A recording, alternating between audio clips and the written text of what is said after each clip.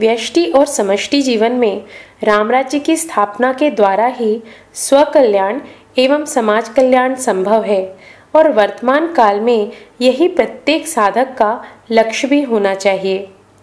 वर्तमान समय में जिस प्रकार से धर्मग्लानि एवं नैतिक मूल्यों का पतन हो रहा है और हमारी यह धर्मनिरपेक्ष सरकार, जिसे धर्मद्रोही कहना अधिक योग्य होगा, नित्य ऐसे कानून ला रही है जो अनैतिकता का पोषण कर रही है। ऐसे में हम सभी को व्यष्टि और समष्टि जीवन में राम राज्य की स्थापना हेतु प्रयत्नशील होना पड़ेगा, तभी सभी का कल्याण संभव है। व्यष्टि जीवन में राम राज्य हेतु अपने षड्रूपों पर पूर्ण नियंत्रण कर अपने अहम को न्यून करने हेतु प्रयास करना होगा और समष्टि जीवन में धर्मग्लानि संबंधित जो भी अधर्म घटित हो रहा हो उसका मुखर होकर विरोध कर उसे रोकना होगा।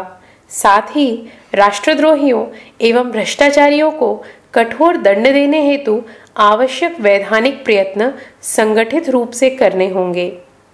अपनी इंद्रियों को वश में करने से व्यष्टि जीवन में राम राज्य का पदार्पण होता है। साथ ही राष्ट्रद्रोहियों एवं भ्रष्टाचारियों को कठोर दंड देने हेतु आवश्यक वैधानिक प्रयत्न संगठित रूप से करने होंगे।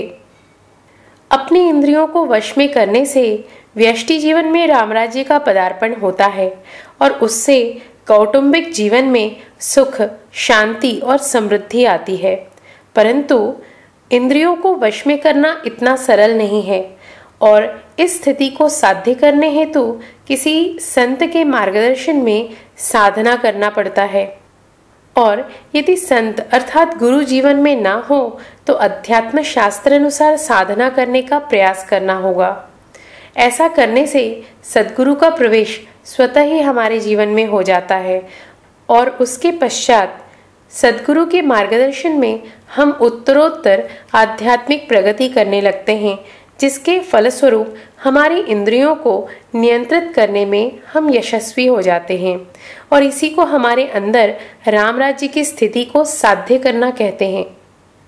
परंतु वर्तमान परिप्रेक्ष्य में यदि हमने आंतरिक स्तर पर राम राज्य की स्थिति साध्य कर भी ली हो और समाज में जहां हम रहते हैं वहां दुर्जनों का साम्राज्य हो, तो हमारे लिए धर्माचरण करना, सत्य के मार्ग का अनुसरण करना अत्यंत कठिन होगा।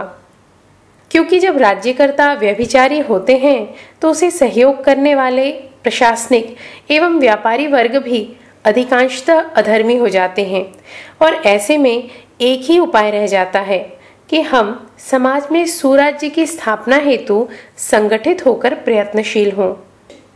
समाज में सुराज्य आए, इस हेतु हमें सभी राष्ट्रनिष्ठ को धर्म के मार्ग पर चलने हेतु प्रेरित करना होगा और आवश्यकता पड़ने पर दुर्जन और दुराचारी राज्यकर्ताओं के साम्राज्य को उखाड़ सात्विक एवं धर्मनिष्ठ साधक प्रवृत्ति के व्यक्ति को राज्य का कार्यभार सौंपना होगा। इस हेतु हमें सर्वप्रथम समाज में जागृति निर्माण करनी पड़ेगी और इस स्थिति को साध्य करने हेतु और अधिक प्रयास करने होंगे। महाभारत में बताया गया है कि यथा राजा तथा प्रजा, अर्थात यदि राजा भ्रष्ट और अधर्मी हो तो प्रजा स्वतः ही अधर्मी हो जाती है। परंतु साथ में यह भी एक सत्य है कि प्रभु श्री राम जैसे राजा पाने के लिए प्रजा का भी सात्विक होना आवश्यक है। अतः हमें व्यष्टि एवं समष्टि दोनों ही स्तर पर प्रयास करने होंगे, तभी हमारा व्यष्टि और समष्टि जीवन यशस्वी होगा।